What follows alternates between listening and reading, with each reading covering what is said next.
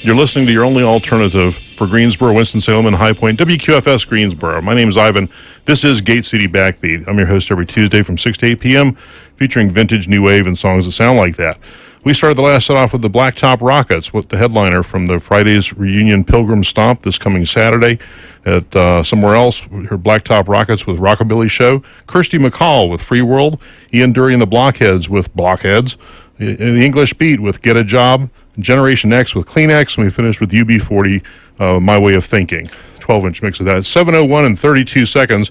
I got a real treat for you guys. Coming up is the latest incarnation of Clone Farm, and two dear friends of mine, actually heroes of the local rock scene, Ronald Tucker and Brad Newell. And you've heard me play their material over the years, but we're going to sit around and yammer about music. Hi, guys. Hey. Can I hear you? Can you hear me? A little bit. Speak a little closer. A little closer. Ah. Here we go. Comfy, yeah. You've probably heard me refer to Ronald Tucker as our local prodigy. He's kind of a diamond in the rough. You know, he sits in his little, I don't know, hole down there with his mixing board and all this electronic gadgetry making things sound good. It's a shed. Well, yeah, it's a shed. The True Heart, actually, the True Heart music that I play up here, he actually got 2 cassette tapes and spent hours and hours on those and spritzed them all up, made them sound like they were actually halfway decent. But that's I used Peak. Peak was the name of the program I used. It worked really well. It sounds like almost new. And I kind of resurfaced about 4 or 5 years ago when I did the first Friday's reunion, and Brad Newell somehow kept calling me and bugging me and sort of mentored me from afar. And we've become friends, and we've compared notes on the music industry for better or worse, and he's kind of sort of mentored me as far as getting me back into local music and really enjoying what I'm doing with all this stuff. These guys really mean a lot to me. But I've got them both up here, and I'm hoping they'll just kind of yammer on and on about, they were talking about Humble Pie and New Musical Express and all kinds of stuff here before. Now they'll probably clam up. So what's the meaning of life, fellas? The meaning of life. It's whatever you make it. Not a clue. Not a clue. Well, I'm really glad Ronald put Clone Farm back together. There's been a couple of incarnations of this before, I think. Yeah, there was one, and it was a Beatles cover band, and we went to Liverpool. We did the Matthew Street Festival, and later on they changed their name to Wonderwall, and Brad joined and went that year. But I went in 2001. And we both played at the Cavern. And when I went, we actually backed up a guy who was on Apple, Jackie Lomax. Yeah, I heard that guy. Yeah, he's put out like dozens of albums. It was the first time he played in Liverpool in 35 years. And I think one of the people that played before us or after us was Tony Sheridan. Yeah, oh yeah. Who the Beatles, they recorded a version of My Bonnie Lies Over the Ocean. Right. That was the first song they ever recorded with a band. Gosh, that's like 60, 61? Yeah, we're talking like Hamburg years. Right. Yeah, he was good. And one of those versions, doesn't Lennon sing? I think maybe for some other time, but he sang lead on that. Okay. Yeah. So he's still kicking around, I guess. And it was really one thing that was really amazing about that room was it wasn't the real cavern the cavern was a string of basements, basically old, like 1700 era basements that were sort of like up, almost like the cave used to be. Or it still is in Chapel Hill, and they had on each brick on the wall they had the name of a band that had played there, and people played there that you never would have thought played the Cavern, like Deep Purple and Yes and wow, you know, all these people that I don't even know if in the second coming of all these bands like Echo and the Bunnymen and those kind of bands played there, I guess. And they had their names on. Yeah, they're all over the place. Got their own brick. Yeah, I was really surprised. Brick.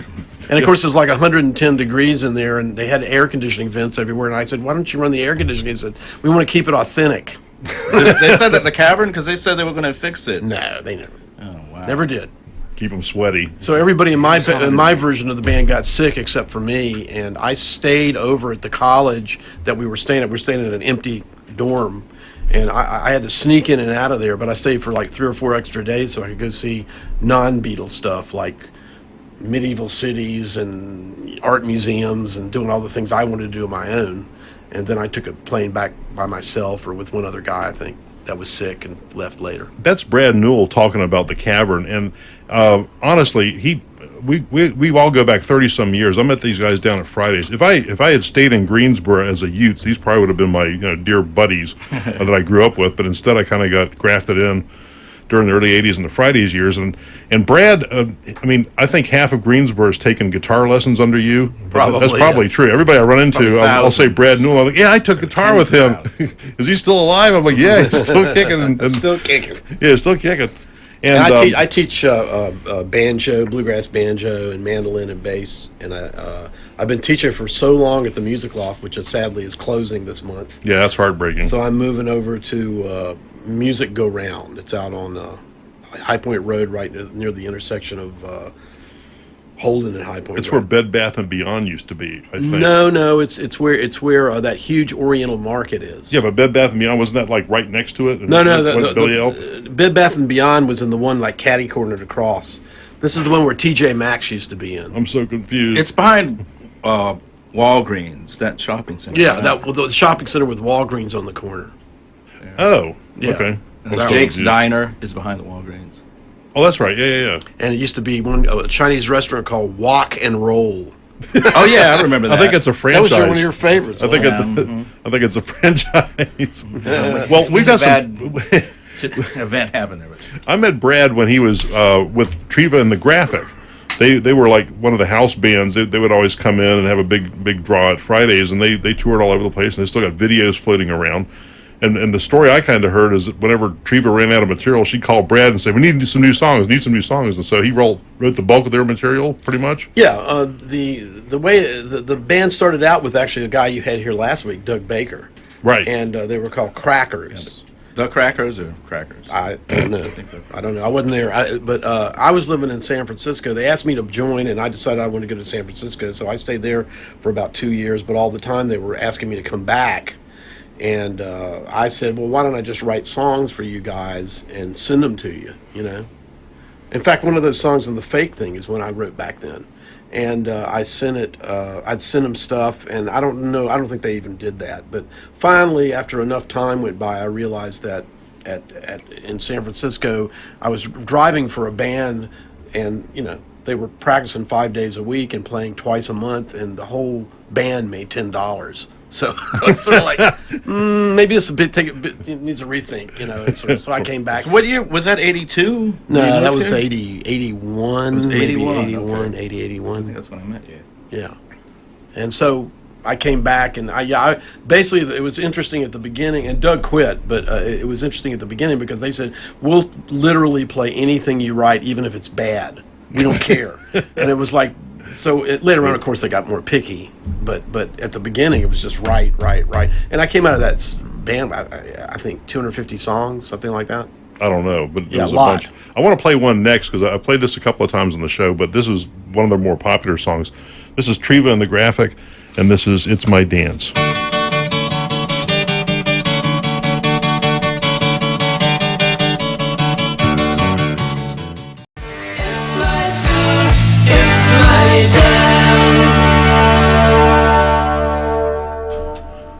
Triva and the Graphic with It's My Dance from 81, 82, something like that. And I think the video is still floating around YouTube. I have it. Yeah, I have it on my Yeah. channel. It's got Dwight Mabe on bass. Yeah. Jim Hoyle And you on drums, guitar with long It was hair. a dance and Jim show, Hoyle. or- jumping up and down. Yeah, everybody was that jumping show? up and down. Huh? What was the name of that show? Oh, man. Was that a Charlotte? It was the a show out of teen Charlotte? dance show, sort of like American Bandstand. It was pretty cheesy. Yeah, it was a little cheesier. Oh, it was yeah. that. It was that for sure. I think it looks But they were good, nice though. to us. I mean, it was fine. All right, well, okay, Ronald, let's talk about your stuff. When did you start playing? I mean, like, I started writing songs when I was. I started writing song. I only wrote one. No, I started writing songs when I was 13, and I took the guitar at 14. And a friend So of mine, how easy was it to write songs without a guitar? well, it's air guitar. Oh, okay. Really good. I was just writing lyrics, and he played the acoustic, and he only knew about 6 chords, and so I took up the guitar so I could figure out the chords that I'm hearing in my head that he couldn't play. His name was Mark McCracken. He's the one that got me started writing music, and he teaches improv in L.A. right now. And I've known him for years, but I haven't seen him in a while. But he's the one that really got me started doing music. So So, what's your first band? What was your first band? Well, the first performing band that played at clubs was the Bandstands. Right. And we played at Fridays, and then I think the Crackers were playing at that time too. But we broke up, and then I formed the Return, and we didn't get weekends though with the Return, but we opened up for a lot of bands. The Ray Beats opened up for us one night. They were great. They opened for you. Was You it? opened No, for it was them. the other You way. opened- No, the Flat Duo Jets opened for us. Oh, when they were just, especially Yeah. flat. Well, no, weren't they at that time? Were they the Flat Duo Jets, or was it that Kamikazes? Kamikazes. Was it Kamikazes? Was it the Kamikazes? They were It so was young. Dex Romweber's first band. Was it Right. the Kamikazes? They were I dressed guess up. it was Well, the they were dressed Kamikazes. up like rockabilly guys. Yeah, yeah. That was the Kamikaze. And Okay. They were so young, their mom had to drive them to the gig. That's true. Dex, well, Romweber told me about that. He said, when we first started playing at Fridays, my mom would drop me off because I was like 14 or something. And the graphic would run into him at weird places. We played a place in, I want to say Jacksonville, Florida, called Einstein A Go Go, and we played with them together. That's a great name. Yeah, yeah. And I know his sister pretty well. She's a really nice person She was too. the Oh, Sarah? Sarah. Oh. Is she the drummer? Yeah. Yeah, she's in Yeah, I talked to her some too back Dex then. Romweber duo. I always had a crush on her. I just thought she was a knockout. Now she was also in. Let's Active. Right. Yep. Right, I She was the forgot first about that. incarnation of Let's Active with Mitch Easter and those guys. I got a version of the Ray Beats playing a bunch of music written by Philip Glass. Can you believe that? Surf on Glass. And he wrote it for them. Oh, really? I've never Yeah. heard that. Wow. That I've got sounds that in interesting. That's kind of interesting. Yeah. Okay, so anyway, I got a CD here from Ronald, and this was with Mike Nicholson. Who else was in this? Nick Stan Bullock and Fran Sandifer. Right. This is Fran's a lovely Bullwinkle guy. Gandhi, Right. and when did this come out? This is like when 90. We should say it on there. 94. 94. Yes, this is after 10 years after the Fridays era, Yeah, right. but this was, I don't know, you were significant enough to cut a 10-song LP and have a cool name, Bullwinkle Gandhi. So we're going to play a song from that, and this is, in fact, you're doing a version of this in the Clone Farm set. Right. This is Bullwinkle Gandhi with Blue Day. Blue day, I'm sad again. Blue day, I'm sad. Bullwinkle Gandhi with Blue Day. That was one of Ronald Tucker's early bands. It had Mike Nicholson from Strato Cruiser, and he was in there, and And Fran Sandifer and Stan Bullock was on drums. Stan Bullock on drums. In fact, we just had a caller commenting on Stan Bullock, said he used to play in a band with Stan Bullock back in the 70s. So, Yeah, Stan and Fran are both around here still. right. Stan plays all the time, so Yeah, I haven't seen Fran in a while though, but I guess he's. I just playing. saw him a couple days He's a ago. great guitarist. Great Stan's going to guitarist. be at this, and I think they're going to be doing a couple of True Heart songs with Dave Oh, later okay. that night, so that should be fun. Oh wow. Yeah, so anyway, it's going to be like a family affair. That's good. All right, so during the mid-'90s, you were with Bullwinkle Gandhi. You were doing Right. Eight Eyes? Eight Eyes. You Right. did I used Eight to do Eyes sound for him. I used to be a sound guy. like 10 years? Was Eight Eyes Probably 10 years? something like that. Yeah. They had a lot of great songs. And Yeah, we put out a couple out, several, like 4 albums. It evolved. It started out as a acoustic kind of group with congas and stand-up bass, and we opened up for a lot of people there in that early '90s kind of acoustic kind of singer-songwriter thing. So we played with everybody from Burning Spear to Suzanne Vega to Melissa Etheridge, Cowboy Junkies. We played with all those people, and Donovan for that matter. I opened up for Donovan when I was playing with Treva, but. It evolved into more of a 3-piece pop band, like power pop kind of thing, and that's what it ended as. It ended maybe in the late 2000s, mid 2000s. I liked it when Mark was on the percussion. Mhm. That was Yeah. amazing what he did. Yeah, it was a really good the band. congas and bongos and stuff. And he played with his hands. He used played to a play- He played a conga and electronic drum set, so he could sound anything from a normal drum set to a conga thing to something you'd never heard before. Like he used to detune electronic conga slaps, so it sounded like this giant marimba. On It was one song. amazing. Yeah, he could do all kinds This of little stuff. setup, this big sound would come. And some of the people I'd played with in the past or opened up for in the past influenced me, like in that kind of thing. Like Adrian Blue, I played with him several times, and that he was in King Crimson and Right. Talking Heads and David Bowie and all those people. And he had some really innovative sound things when we saw him live. He used a guitar synth, which is something I do now, in Butter. That's where you get the keyboard sound. Yeah, it's sort of it's a 3-piece, and I play guitar, but the main sound in it is a mixture of guitar and Hammond organ or whatever you have as far as keyboard instrument. We call it the Gorgon. Yeah, Butter. I wish I'm not sure I got a Butter song up here. Anyway, so okay, so during the '90s, Ronald, what were you doing? Well, Bullock Gandhi and- Bullock Gandhi. That was my main band. I was songwriting, and there were 2 different formations of Bullock Gandhi. The second one, Kung Pao, the guitarist is Greg Bauer, and the drummer is Brunson Hoole. And we recorded it with Mitch Easter and Nancy Foster, or Nancy Neon, put out that record or that CD. And I didn't know that. yeah, she's the one that paid for it, and I have it all videotaped. And we were in, it's before he had his studio, and it was in his house. And I have videotape of all the sessions and everything. One tape I lost the audio for, but Was that the drive-in, or was that something else?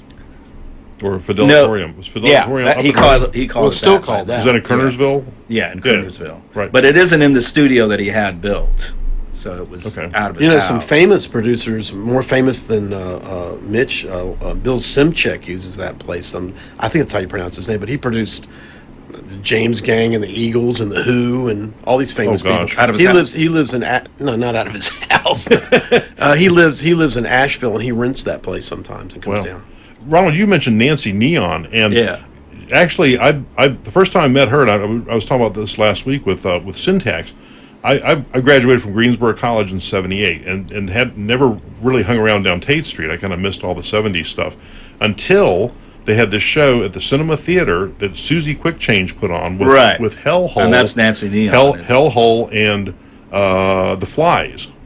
Right. And that was I like, missed that they said show. it was like a new wave punk show, and she used to go by, it was Nancy Foster was her Right, real Nancy name. Foster. And she went by Susie Quickchange back then. Right, and right. she was mini skirted and fishnet stockings and the whole deal, and she was full of energy, and she's still kind of like that. Yeah, she she's lives in up in Boston now. Yeah. But anyway, she was Susie Quickchange for those years, the Fridays years. She switched to Nancy Neon, and she's up in Boston promoting music and the same kind of deal up there even now. I wish you could come to the reunion, but Yeah, I wish you could too. but it was, thanks to her, I kind of got on, hooked up with the Tate Street music thing and what was going on with, punk and new wave and that sort of stuff down there. Yeah, I played a show after one you're talking about with a group, and we called ourselves the Something, or the Somethings, and that was in that same venue At the cinema. At the cinema, Which is right. Adam's bookstore. Adam's bookstore. Yeah, Right. but it was called something else, right? It was the Cinema Theater all during the 60s Yeah, and it was 70s. called something else. Yeah, I back used to go there when then. I was a kid. Yeah, they called it But something. but they House of Wings, Pizza is- Wings. I think it was Wings for a little while. Wings, okay. They did all the avant-garde movies over there for a while. The Right. group of doctors invested. It was Wings for a little bit, but whatever the theater was, Nancy Neon, Susie Quickchange, same person. Right. But that was a golden era. I'm grateful to her for putting that on because that kind of plugged me in. Well, to the it was scene. it was a good time. I was a for- teenager. It's a good time Yeah, for music, yeah. but it was also what was interesting was there was a lot of just energy. Like you had people doing films, photography, painting, and they were all sort of linked together. All those fields sort of fed off each other. And I'm sure it was because of everything going in other places of the world, but it was really not like much you've seen since, which is like, all these different kinds of people doing artistic things linked up together and feeding off each other. That's what, to me, made the whole Fridays scene really great. It was very eclectic. We've got a phone caller calling. I can't answer it right now because we're in the middle of an interview, but if they'll call back in just a couple minutes during a song, I'd love to hear from them. But yeah, the whole scene down there was a bunch of artists, bunch of audiophiles, music collectors, and what I liked about the scene is the eclectic nature of it. There were acoustic bands, there were like loud punk bands, there were rockabilly bands, there were reggae groups. Awareness Art Ensemble played down there all the time. Tornado was there, blues bands. And the Pressure Boys. they Pressure were like Boys played brass there. kind of- Yeah, there were ska band. Jason and the Scorchers, kind of, country. I remember the first time they played down there, everybody was like, he started into this real twangy country thing, and everybody was like, man, what's going on here? This is like country. And then about halfway through the song, he got amped up, threw his cowboy hat off, starts leaping around, and jumped into something else. And we're like, this is cool, we could do this. Right. But it was a very eclectic atmosphere, and kind of anything that was strange and unusual went. And Arrogance used to play there under the name Bad Breath, and just Dog breath. dog breath. breath. Yeah. Not bad breath. But anyway, yeah. And also, speaking of that, our first song, that first song you played, was produced by Don Dixon from Arrogance. That's right. Yeah, he did. That was the done first. So many people. The first album. He was up for even recording Nevermind. Oh yeah. He's one of the artists they looked at. One of the producers they looked at, but they were afraid of sounding too much like REM. And he produced your EP, right? Right. And he did the early REM stuff. He did that. He did Marshall Crenshaw. He co-produced that, right? All these people. And he still comes out and plays down in my neck of the woods. Well, let's play a song. This is one of Brad's side projects, and you still dabble in 2 or 3 different things. A group called Orchestra 8. Well, Orchestra 8 was something that was around in the late 90s, early 2000s. And it was just me on acoustic guitar and a guy that played, Paul Honeyman, that played keyboards, that sounded like orchestral stuff. So it was an attempt to do something else, just completely different. But Brad, I did the graphic design work for it. we went through a season, and Brad would give me 2 or 3 or 4 loaded CDs of his original material, and I was just kind of overwhelmed, like, what am I going to do with all this? But I would ride around in my minivan and listen to it, and the songs that kind of jumped out at me a couple of times, I'd file them away, make a note of it. One of the songs, the Orchestra 8 songs, was called Birthday Suit, and I think it's hilarious and just a great song, and I played it for my daughter, and she was embarrassed, so you know it's got to be good. So this is an Orchestra 8 song from one of Brad's side projects. This is called Birthday Suit. I remember the times when nobody spoke. I remember an afternoon that was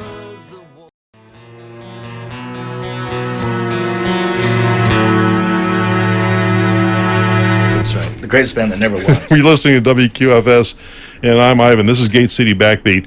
We want to remind you guys about the Friday's reunion Pilgrim Stomp at the Somewhere Else Tavern this coming Saturday, November 21st. We got 4 great bands, the Blacktop Rockets, Radio Reds, Syntax, and we have the privilege of hearing from 2 guys from Clone Farm, Ronald Tucker and Brad Newell, dear friends of mine, and we're just yammering about music and history of Tate Street and that kind of stuff, and it's really been a whole lot of fun. But yeah, we got, I don't know, maybe 20 more minutes of this, and then we got to get back to reality. Sorry. Well, so anyway, I think the good conversations are actually happening during the song. It is. I wish. And then we come back like, well, what's your favorite color, man?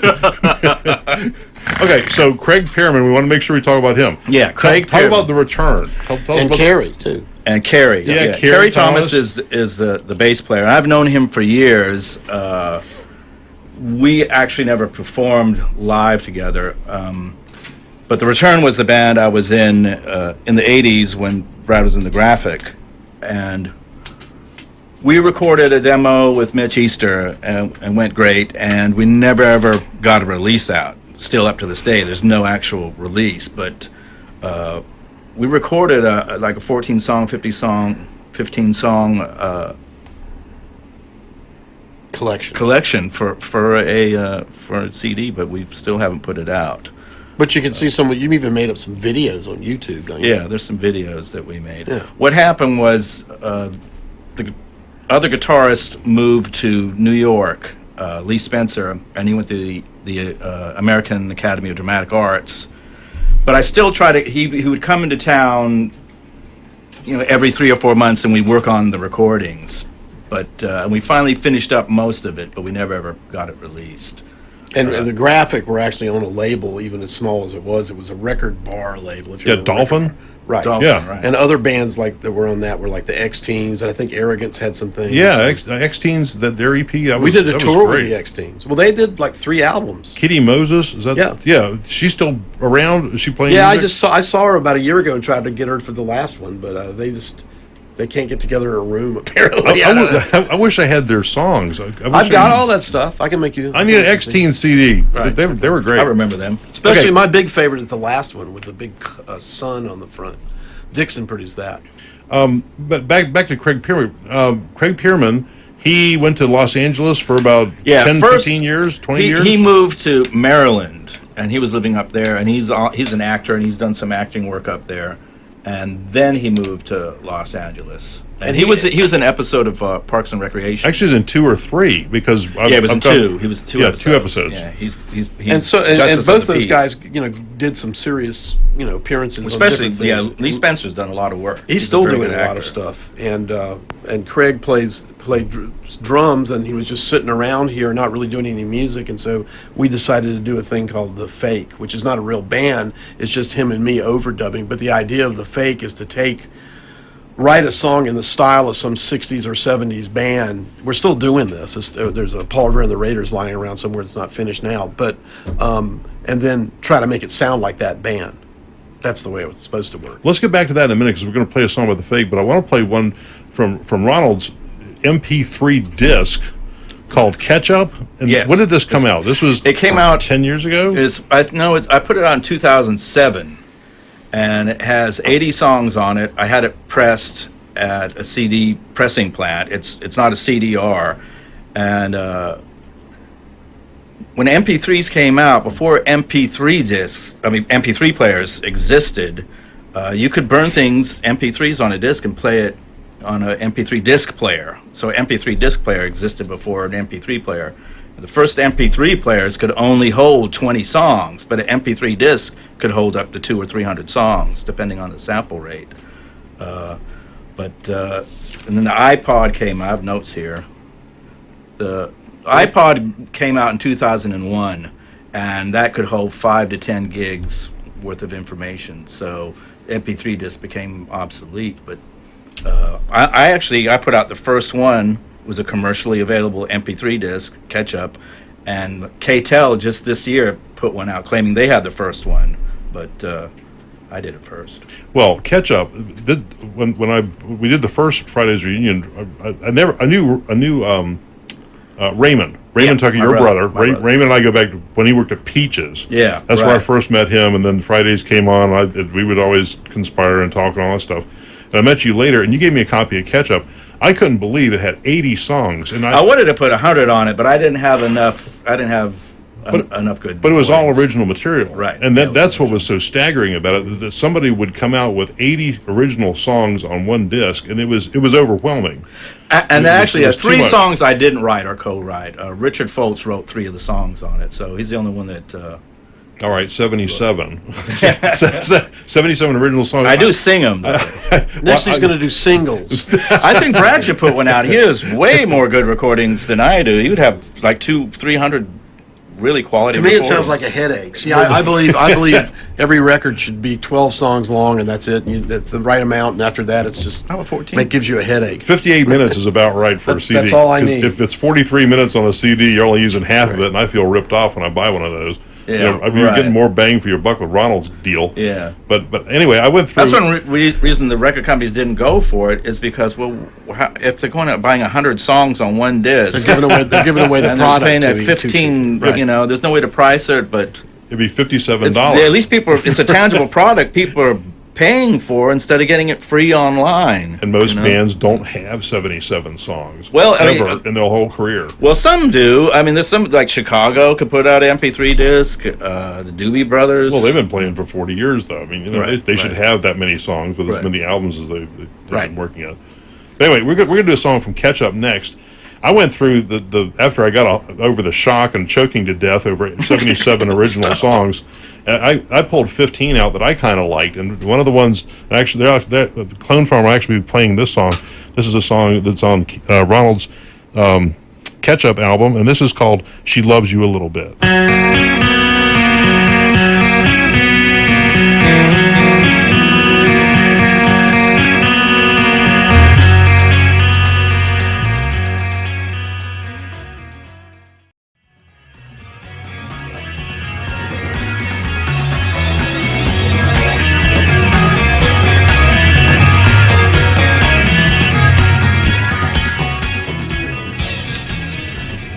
The interview that you people are not hearing, it's a lot more fun when the music is on, because then they're like really themselves. Music comes on and you hear the crickets in the back. But I have Brad Newell and Ronald Tucker up here from Clone Farm. They'll be playing this coming Saturday at the Friday's Pilgrim Stomp at Somewhere Else Tavern, right across the street from beautiful Guilford College, along with the Radio Reds, Syntax, and the Blacktop Rockets.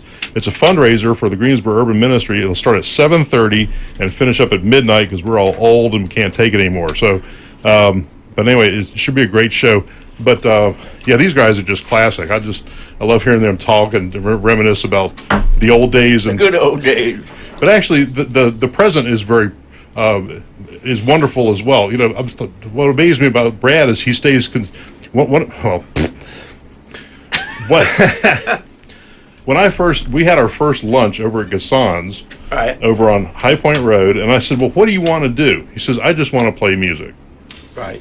And that really is kind of your heart, and Brad does that. I mean, he teaches guitar still. Mm-hmm. He is playing in a jazz band on a regular Right, basis. workbook. He has another band called Butter, three-piece band, and you got chicks singing. We have girl singers now, and we've also tried even a percussionist playing with us, but we've got some girl background singers, and we're playing in a couple weeks down in Durham at the club I'm at.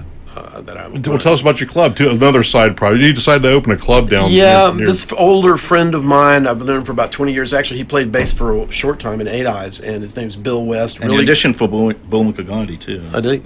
And really great singer-songwriter, but also really wanted to have a club. And he started a club in Hillsboro for about a year. It worked out well, but the long-term thing wouldn't work out. So we partnered up and moved to a place out near Graham, which really wasn't right, didn't feel right. So now we just opened a new club in August right off 15501 near where 40 runs into 15501 called Plan B. And we've been open about 3 or 4 months. And we're already starting to, it's difference between those two clubs is night and day. I mean, we're having, we're doing the regular things like, Tuesdays are singer-songwriter night, Wednesdays open mic, Thursdays jazz, blues and jazz night, and then the weekends are bands. And we also are starting some things up. It's starting next month. We're going to have an electronic music thing first Sunday of the month. And we're also, there's a lot of interest in electronic music down there. And the singer-songwriter thing kicks in there too on Tuesdays. So, and that's really, it's a really great place for just hanging out and seeing music. I mean, it's a great room. It's sort of a older 70s kind of building. It's really cool. The name of the club is? Plan B. If you just go to Plan B Club. It's on Facebook, right? Yeah, Facebook, just Plan B Club or Plan B Music Bar. Okay. You can find out about it. Good. Well, Dave Weil with Blacktop Rockets, I told him you had a club. He says, maybe we can come back up there and you book us. I said, well, I don't know. We'll see how it goes, huh? Well, he probably should play there the next week and just not have But Brad doesn't do the booking, so it's No, it's Bill. Bill that does. You probably all know the who does, though. I do. That's Yeah. good. And Bill's a great bar manager. He knows what he's doing. Yeah, so the present and the future is bright for Brad. He's got his fingers in all kinds of different stuff. Well, it's busy. Things come and go. I just had a band that sort of broke up called Tank, which was a kind of a almost King Crimson-y kind of fusion band, and I might be putting another one of those together. I'm messing around with some different people, and I play violin some in that band, as well as guitar. So I have an electric violin. Violin or fiddle? Well, probably in this case more. I'm such a bad violinist anyway. I don't want to say compared to a real heavy duty player, but there's actual interest in that kind of music down there. It's sort of surprising. There are people that want to come out and see that kind of music.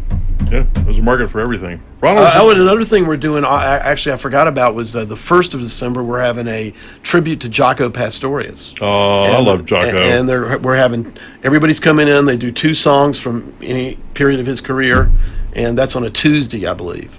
Wow, that should be fun. Yeah. Well, Ronald, so what you got cooking? You're talking about maybe maneuvering this Clone Farm thing into more. Yeah, I'm thinking of putting out a CD under the name Clone Farm, and have you play on it. Would you play on it?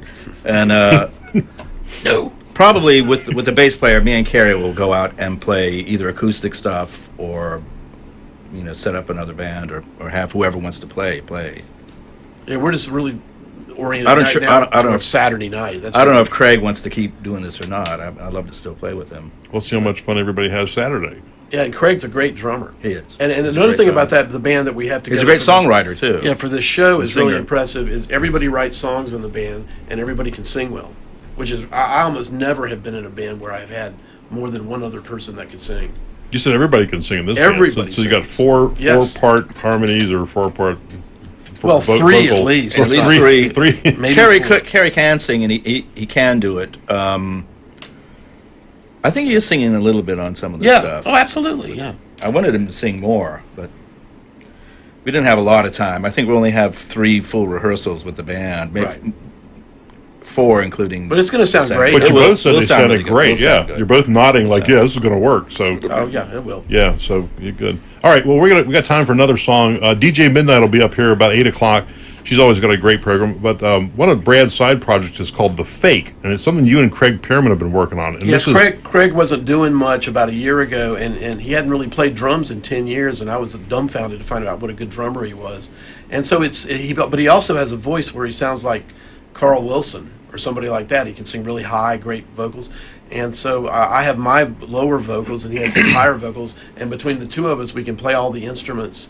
And so the idea of the band is you pick a band from the 60s or 70s, you write a song in the style of that band, and then you record it to make it sound somewhat like that group.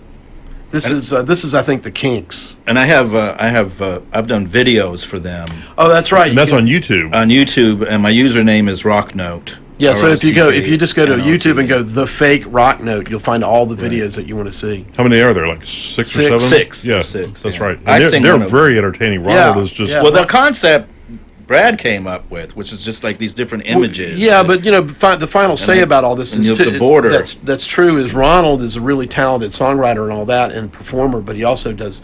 He's really talented artist, and not many people know about that either. Artiste. He does cartoons. He does serious paintings, and he does video stuff. And he's graphic just a design. prodigy. We Yeah. just got to get him out there. We got to prop him up, and shellac him, and do some cardboard, and put some chemicals on him, roll him out there on the mall. I don't like and- paint though. And I've done some paint. I hate working them. How about mucilage? Mucilage? There you go. Mucilage, Or- Plenty of that this time.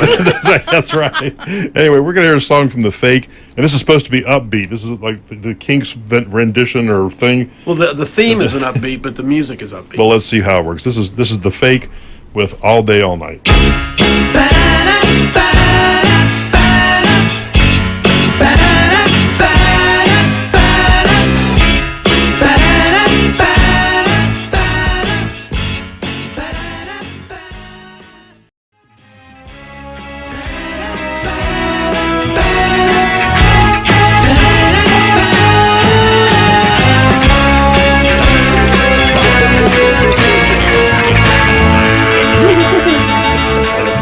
Well, it does kind of fall apart, doesn't it? Yeah, you're right. Hey, that was The Fake. That was Brad Newell's one of his side projects with Craig Pierman. It's a video on YouTube. If you look up The Fake, Rock Note. Rock Note. That's my username. The Fake Rock Note. Anyway, ROCKNOTE. right, Rock Note, and it's on YouTube. But anyway, Ronald Tucker's the technician. Brad and Craig are the brains behind the music, and I thought it was pretty interesting. But anyway, they're part of this show, the Friday's Reunion Pilgrim Stomp that'll be at the Somewhere Else Tavern this coming Saturday, November 21st. It's a fundraiser for the Greensboro Urban Ministry. It's featuring Blacktop Rockets, the Radio Reds, Clone Farm, and Syntax. And we had Brad Newell and Ronald Tucker. And my wife's going to do comedy. Yes, Barbara McGinty. She's doing actually, we have 3 comedians as well. My brother's going to be one of the comedians. I think he's going to play accordion and do a giveaway. That's okay. We're trying to get him to do a version of Mambo's Son and something else on accordion, so I don't know how that's going to work, but I don't know if he'll Is play Marvin doing anything? I tried to get Marvin Vito. Who chickened out. No, I don't. No, let's just say he had some concerns. Okay. All right. So anyway, I was hoping Marvin would play, but anyway, shoulda, coulda, woulda. Yeah, so Raymond is going to be doing a routine between the first 2 bands, and then Annecy Kenny, Queen Annecy, Bill Kenny's daughter. She's absolutely hilarious. She's going to be doing something between the second and third bands, and then Barbara will be doing before Blacktop Rockets. So it's going to be a full night. Starts at 7:30. How did you come up midnight. with Pilgrim Stomp? I thought it sounded cool. It's just before Thanksgiving, and it's a dance. And Tom Woods had this idea of the 3 legs, They had love the that Converse tennis shoes and the spiky high heels and the Doc Martens, and it's a great poster. If you look on Facebook on the Friday's reunion, it's all over there. And I thought Pilgrim Can we Stomp's get on it. copies of it Yes, for a donation for donation? to a suggested donation to Greensboro River Ministry. Okay. I have about 150 were donated for free by Clinton Press. That was really cool that they did that. Yeah, But, that's everybody's agreed to play for free. It really is. We're just covering some expenses for Blacktop Rockets out of Atlanta. But anyway, it's going to be a great show. But thank you guys for coming up here. It's been a We love hoot. it. No problem. Anytime. What we talked about during the songs was a whole lot more fun. That's right. That's what you should. Maybe we should have kept the mic on during Keep the song and then- FCC license. do rolling commentary. But anyway, we're gonna wrap this Miss the show up. comedy. DJ Midnight will be up in just a couple of minutes. I'm gonna leave you with a song from the Radio Reds. This is an instant. They'll be playing also, and this is kind of an instrumental or toned down version of this song. Radio Reds with "Hold Me Like the Water," and we'll see you Saturday and next Tuesday here on Gate City Backbeat. And we'll see you. Y'all be gentle with yourself. Thanks. Did they do any old